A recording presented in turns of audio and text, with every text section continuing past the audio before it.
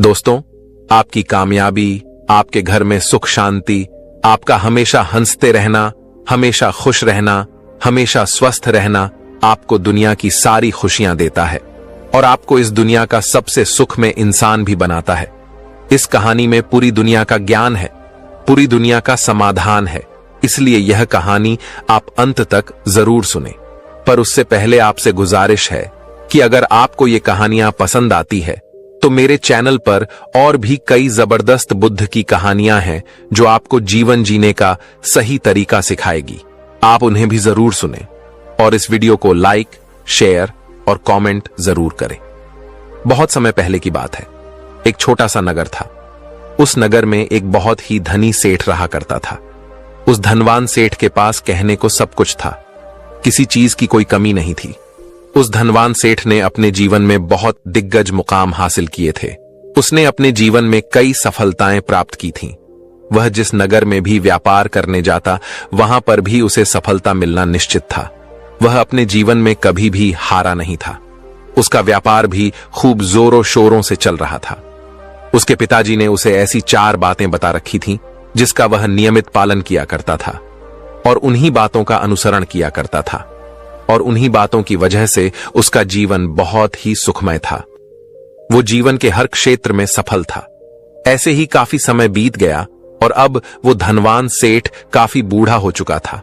अब उसे लगने लगा था कि मेरी मृत्यु बहुत नजदीक है, मेरी मृत्यु कभी भी हो सकती है।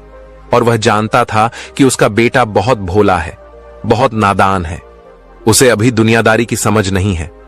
इसलिए उसने अपने बेटे को अपने पास बुलाया और अपने बेटे से कहा, बेटा, मैंने अपने पिताजी से 4 बातें सीखी थीं और उन्हीं बातों को मैंने अपने जीवन में उतारा है। उन्हीं के अनुसरण की वजह से आज मैं अपने जीवन में इतना सफल हूं, अपना जीवन सुखमय पूर्वक बिता रहा हूं। उन्हीं बातों की वजह से आज मैं इतना सुखी हूं, संतुष्ट हूं और इतना धनवान हूं। ना ही कभी मुझे कोई बीमारी हुई और ना ही मुझे कभी कोई धन की कमी हुई।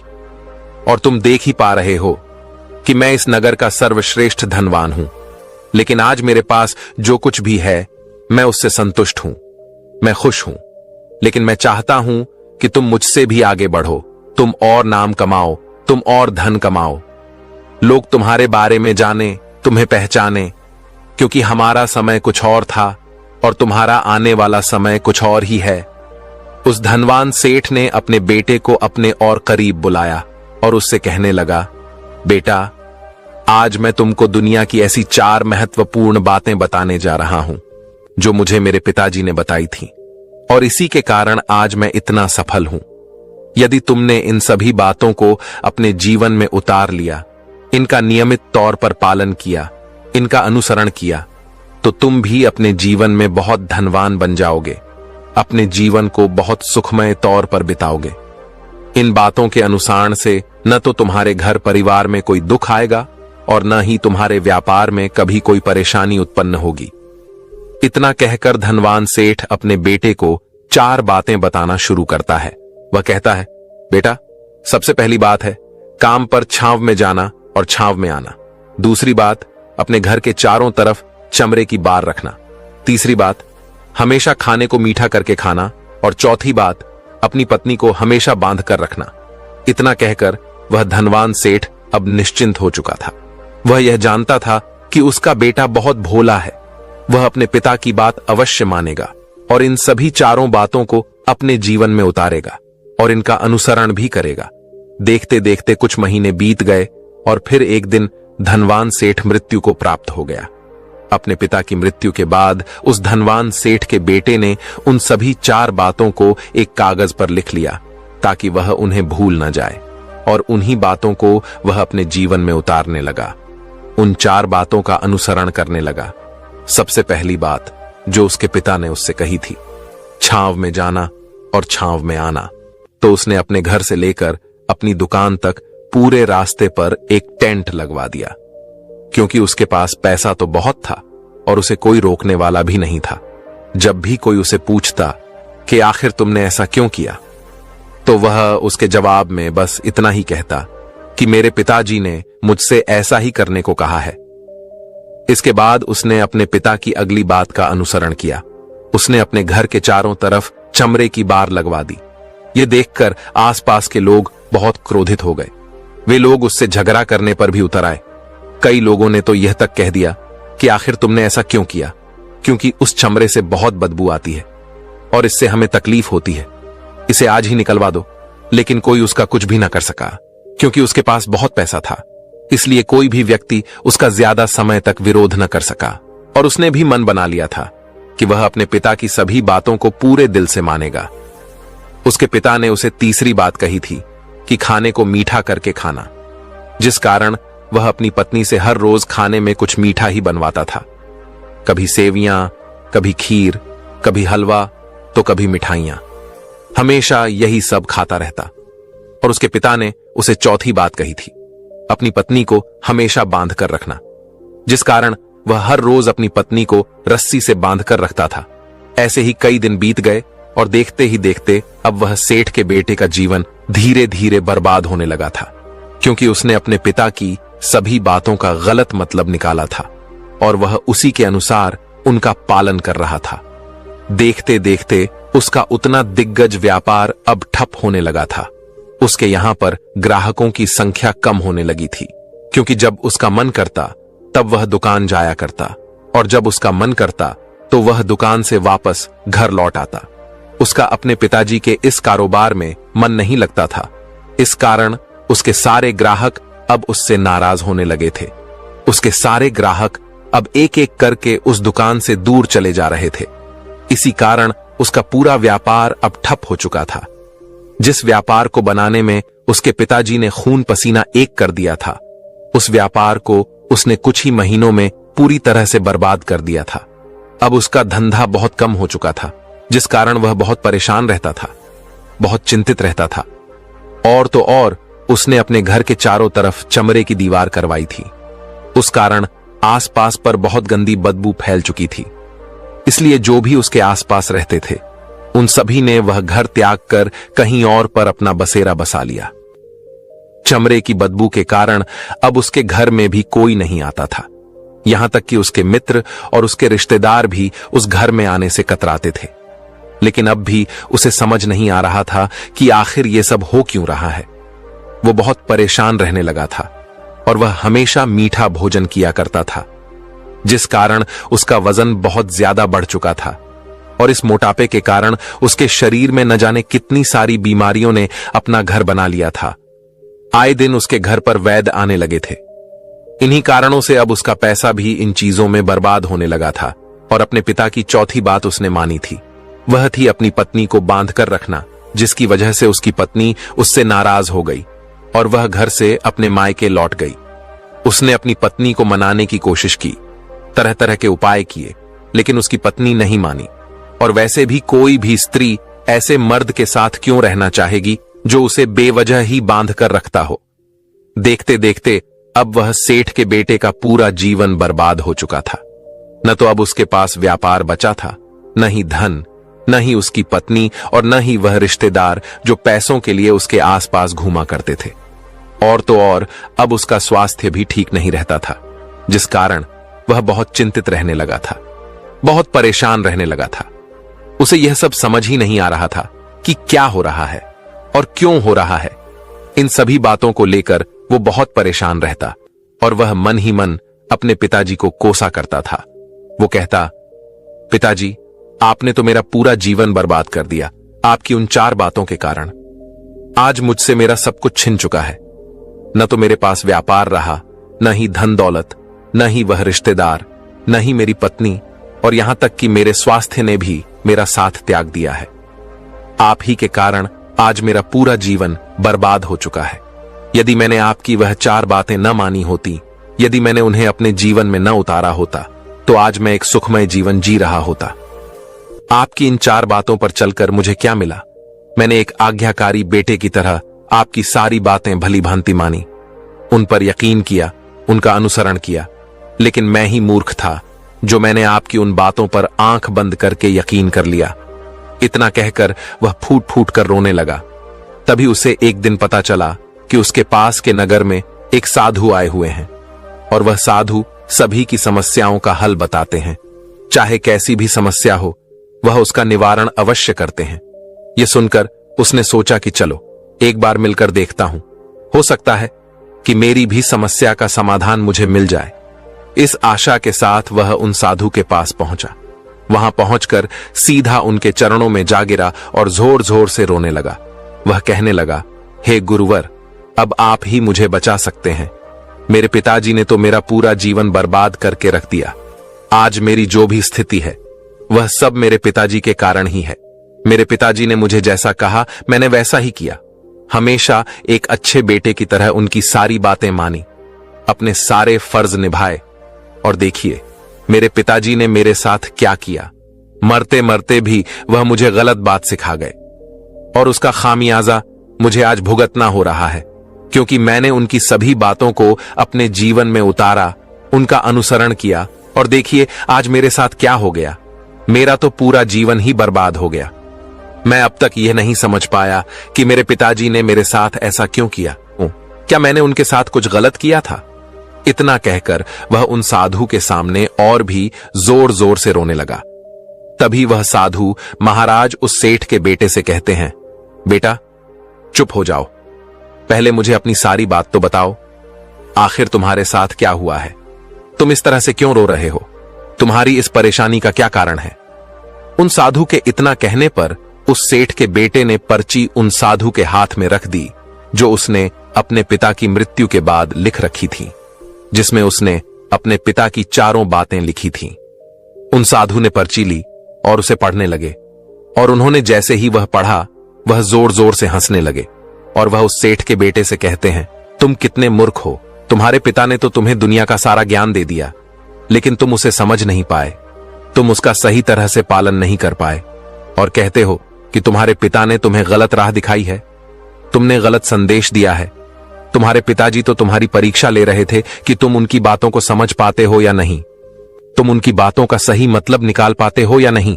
यदि वह चाहते तो इसका मतलब तुम्हें अच्छी तरह से बता सकते थे, लेकिन वह चाहते थे कि तुम इन बातों का मतलब खुद से जानो, खुद से समझो कि इन बातों का क्या अर्थ है। लेकिन अब तो ऐसा प्रतीत होता है कि मानो तुम्हारी बुद्धि बिल्कुल भ्रष्ट हो चुकी है। तुमसे दिग्गज मूर्ख मैंने आज तक नहीं देखा। जिसके पास दुनिया का इतना दिग्गज ज्ञान हो, वह भला इतनी मूर्खता कैसे कर सकता है? तुम्हारे पास कोई ज्ञान नहीं है, तुमने कोई भी ज्ञान अर्जित ही नहीं किया।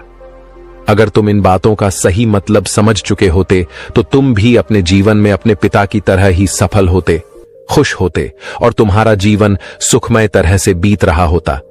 लेकिन तुमने अपने पिता की बातों का गलत मतलब निकाल लिया। उन बातों के मतलब के बारे में तुमने सोचा तक नहीं। उन्होंने जैसा कहा तुमने वैसा करना शुरू कर दिया। यदि तुम्हें उन बातों का अर्थ नहीं पता चल रहा था तो तुम किसी ज्ञानी से मिल सकते थे, तुम उससे उस बात का मतलब निकाल लेते। लेकिन जैसा तुमने अपने पिता की इन बातों को समझा है, इसका मतलब वैसा नहीं है। इस पर वह धनवान सेठ का बेटा कहता है, हे गुरुवर, आप क्या कहना चाहते हैं? क्या मैं अपने पिता की बातों को सही नहीं समझ रहा? और वैसे भी इसमें समझने लायक है क्या? उन्होंने तो सब कुछ साफ साफ ही बताया था और मैंने उन्हें अपने जीवन में उसी तरह से उतार लिया, तो फिर मैंने गलत क्या किया है? इस पर गुरुवर एक बार फिर मुस्कुराने लगे और उस सेठ के बेटे से कहते हैं, बेटा, ये जो बातें लिखी गई हैं, इन बातों के पीछे एक गहरा अर्थ है जिसे तुम समझ नहीं पाए। इसी कारणवश तुमने यह मूर्खता कर दी और इसी कारणवश तुमने अपना पूरा जीवन बर्बाद कर लिया। लेकिन अब भी कुछ नहीं खत्म हुआ है, अब भी तुम्हारे पास बहुत समय है। यदि तुम चाहो तो अब से मेहनत करके भी तुम अपने जीवन में एक बार फिर से वो खुशहाली, वो समृद्धि, सब कुछ हासिल कर सकते हो। इस पर वह सेठ का बेटा कहता है, ठीक है, कृपया करके मुझे उन चारों बातों का मतलब समझाइए। आखिर उन चार बातों का क्या अर्थ है? इस पर साधु सेठ के बेटे को कहते हैं, तुम्हारे पिताजी ने तुमसे कहा था कि काम पर छांव में जाना और छांव में आना। इसका मतलब यह है कि सूर्य निकलने से पहले ही तुम दुकान पर पहुंच जाना और सूर्यास्त होने के बाद ही तुम वापस घर आना, जिससे तुम्हें दुकान पर अधिक से अधिक समय मिल पाएगा। तुम उस काम को अच्छी तरह समझ पाओगे, उस काम को अच्छी तरह से कर पाओगे, उस काम को बढ़ाने में तुम अपना दिमाग लगा पाओगे और तुम अपने काम में तरक्की कर पाओगे। लेकिन तुमने तो इसका गलत ही मतलब निकाल लिया। तुमने तो अपने घर से लेकर दुकान तक एक ऐसा टेंट लगवा दिया जिससे तुम छांव में आ सको और छांव में जा सको। अब तुम ही बताओ, क्या तुमने अपने पिताजी की इन बातों का सही मतलब समझा था? यह सुनकर वह सेठ का बेटा जोर जोर से रोने लगा और कहने लगा, हे गुरुवर, मेरी ही गलती थी। मैंने अपने पिता की इन बातों का गलत मतलब निकाला और इसी कारणवश आज मैं पूरी तरह से बर्बाद हो चुका हूं। मैं ही सबसे दिग्गज मूर्ख था। मेरे पिताजी ने तो मुझे इतना महत्वपूर्ण ज्ञान दिया था, लेकिन मैं उस हीरे को पत्थर समझ बैठा। आगे वह सेठ का बेटा उन गुरुवर से कहता है कि गुरुवर, दूसरी बात क्या है, उसका अर्थ क्या है? आगे गुरुवर दूसरी बात का अर्थ समझाते हुए कहते हैं कि चमड़े की बार करवाना। इसका अर्थ यह है कि तुम अपने घर में कुत्ता या बिल्ली पालना। जब तुम अपने घर में कुत्ता बिल्ली पाल लोगे तो यह तुम्हारे घर की चारों ओर से रक्षा करेगा, जिससे तुम्हारी धन दौलत पूरी तरह से सुरक्षित रहेगी और तुम बेफिक्र होकर दुकान पर मन लगा सकोगे, बेफिक्र होकर दुकान के कामों को समझ सकोगे और तरक्की कर पाओगे। और तो और तुम्हारे मन में कभी यह भी भय नहीं होगा कि कहीं कोई चोर आकर मेरी संपत्ति न चुरा ले। चमड़े की बार करवाने का असली मतलब यह है, लेकिन तुमने तो चमड़े की बार करवाने का मतलब कुछ और ही निकाल दिया। तुमने तो अपने घर की 2 दीवारों को ही चमड़े से पूरी तरह से भरवा दिया, जिस कारण आसपास गंदी बदबू फैल गई। तुम्हारे आसपास के लोग भी अपना घर छोड़कर कहीं और चले गए। यहां तक कि तुम्हारे मित्र, तुम्हारे सगे संबंधी भी उस बदबू के कारण तुम्हारे घर पर आने से कतराने लगे। और अब हालत यह हो चुकी है कि ना तो तुम्हारे घर पर कोई आता है और ना ही कोई जाता है, और इसी कारणवश लोग तुम्हें नापसंद करने लगे। और तुम्हारी बर्बादी का यह भी कारण है। आगे सेठ का बेटा कहता है, हे गुरुवर, यह सब तो ठीक है, लेकिन यह खाने को मीठा करके खाना, इसका क्या मतलब है? मैंने इसका भी अर्थ गलत निकाला है क्या? मैंने तो अपने पिता की बातों के कहे अनुसार ही हर रोज मीठा खाया, और आज देखिए मेरा शरीर कितना वजनदार हो चुका है, जिस कारण मुझे अनेक प्रकार की बीमारियों ने घेर रखा है। क्या मैं इस बात को भी गलत समझ रहा था? इस पर वह साधु उस सेठ के बेटे से कहते हैं, हां, तुमने इस बात का भी गलत मतलब भी निकाला है। मीठा करके खाने का अर्थ यह है कि जब भी तुम्हें भूख तेजी से लगे तभी तुम्हें भोजन करना है, ना उसके पहले और ना उसके बाद। अन्यथा यदि तुम्हें भूख न लगी होगी और तुम्हें भोजन मिल जाए तो तुम उस भोजन की कभी कदर नहीं करोगे। वह रोटी तुम्हें कभी मीठी नहीं लगेगी, फिर चाहे वह भोजन कितना भी स्वादिष्ट क्यों ना हो, चाहे भोजन कितना भी लाजवाब क्यों ना हो, तुम उसकी कदर कभी नहीं कर पाओगे, तुम उसका सम्मान कभी नहीं कर पाओगे। किंतु जब एक व्यक्ति को जोरों की भूख लगी होती है तो उसके सामने यदि तुम सूखी रोटी भी रख दो तो भी वह उसके लिए किसी 56 भोग से कम नहीं है। वह उसे प्रेम पूर्वक खाता है, उसका आदर करता है, उसका सम्मान करता है, और वह रोटी उसे मीठी लगती है। इसीलिए तुम्हारे पिताजी ने यह कहा था कि भोजन मीठा करके खाना, जिससे तुम्हारा स्वास्थ्य भी अच्छा रहेगा। क्योंकि जब एक व्यक्ति को भूख लगी होती है और उस समय पर जब वह भोजन करता है तो वह उसके लिए एक अमृत समान होता है, और वहीं पर जब किसी व्यक्ति को भूख न लगी हो और ऐसे समय पर वह भोजन करता है तो वह उसके लिए विष समान है, वह उसे बहुत नुकसान पहुंचा सकता है। लेकिन तुमने तो इसका भी गलत मतलब निकाला था। तुम हर रोज मीठा खाने लगे, जिस कारण तुम्हारा वजन बढ़ने लगा, और इसी कारणवश तुम्हारे शरीर में अनेक रोग ने अपना घर बना लिया और यह तुम्हें मृत्यु के करीब ले जा रहा था। इसलिए आज से जब भी तुम्हें जोरों की भूख लगे तभी भोजन करना, तुम्हारे लिए अत्यधिक फायदेमंद होगा और तुम्हारे शरीर को हमेशा निरोगी बनाने में तुम्हारी मदद करेगा। और जब भी तब भोजन की आवश्यकता न हो, तुम्हें भूख न लगी हो, ऐसे समय पर भोजन कभी न करना। यह तुम्हारे लिए बहुत नुकसानदायक साबित होगा। और यही तुम्हारी तीसरी गलती थी, जिस कारण तुम्हारा पूरा जीवन बर्बाद हो रहा था। आगे सेठ का बेटा कहता है कि चौथी बात का क्या मतलब है? चौथी बात तो बिल्कुल साफ लिखी गई है, अपनी पत्नी को हमेशा बांध कर रखना। तो इसका अर्थ भी कुछ और है। क्या मैंने इसका भी गलत मतलब निकाला है? इस पर साधु कहते हैं, हां बेटा, अपनी पत्नी को बांध कर रखने का अर्थ यह नहीं है कि तुम रोज रस्सी से बांध कर रखो, बल्कि इसका अर्थ तो यह है कि जब भी तुम दोनों के बीच में कोई आपसी मतभेद हो जाए कुछ नोक झोंक हो जाए तो तुम अपनी पत्नी पर हाथ मत उठाना। जब तक एक स्त्री का पति उसके साथ रिश्ते में बंधा होता है तो वह अपने रिश्तों में बंध जाती है और वह अपने रिश्ते को पूर्ण तरीके से निभाने का हर मुमकिन प्रयास करती है। और ऐसे समय पर यदि तुम्हारे बीच कुछ नोक झोंक हो जाए, कुछ गलतियां हो जाएं, और ऐसे समय पर तुम उस स्त्री का साथ कभी ना त्यागो, तो वह तुम्हें छोड़कर कभी नहीं जाएगी। लेकिन इसका अर्थ यह भी नहीं है कि तुम अपनी पत्नी पर अत्याचार करो, बल्कि तुम्हारे पिताजी को यहां पर कहना चाहिए था कि जो भी कोई व्यक्ति तुम्हारे साथ किसी रिश्ते में है, उसे अपने रिश्ते में इस तरीके से बांध लो कि वह तुम्हारे साथ नोक झोंक के बाद भी नुकसान ना पहुंचा सके, वह तुम्हारे साथ कुछ गलत ना कर सके और तुम्हारा फायदा ना उठा सके। अपने रिश्तों को हमेशा बांध कर रखना, उन्हें खुला मत रहने देना, अन्यथा वह तुम्हारे हाथ से फिसल जाएंगे। और हम में से अधिकांश लोग अपने जीवन में यही गलतियां करते हैं और अपने नए रिश्तों को कभी समय नहीं देते, जिस कारण उनका रिश्ता उतना मजबूत नहीं हो पाता और इसी कारणवश वह अपने रिश्ते से हाथ धो बैठते हैं। और यही गलती तुमने भी की।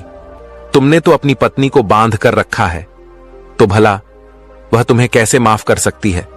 और यही कारण है कि वह तुम्हें छोड़कर चली गई। तुमने जो अपनी पत्नी के साथ किया वह माफी के लायक नहीं है, लेकिन तुम्हें अपनी पत्नी से माफी मांगनी चाहिए क्योंकि तुमने गलत किया है। इसलिए जाओ और अपनी पत्नी से माफी मांगो, उसे वापस घर लाओ। और यही वह 4 बातें थीं जो तुम्हें तुम्हारे पिता ने समझाने का प्रयास किया था, लेकिन तुमने इन सभी बातों का गलत मतलब निकाला और इसी कारणवश तुम पूरी तरह से बर्बाद हो गए। किंतु अभी भी तुम्हारे पास बहुत समय है। यदि तुम इन सभी बातों का सही से अनुसरण करते हो तो तुम अपने जीवन में एक बार फिर से वह सब कुछ हासिल कर सकते हो जो तुमने खोया है। ये सारी बातें हमारे जीवन की पूरी परेशानियों का समाधान है। तुम किसी भी तरह से इनको देख सकते हो। यदि तुम कामयाब होना चाहते हो तो तुम्हें मेहनत करनी ही होगी।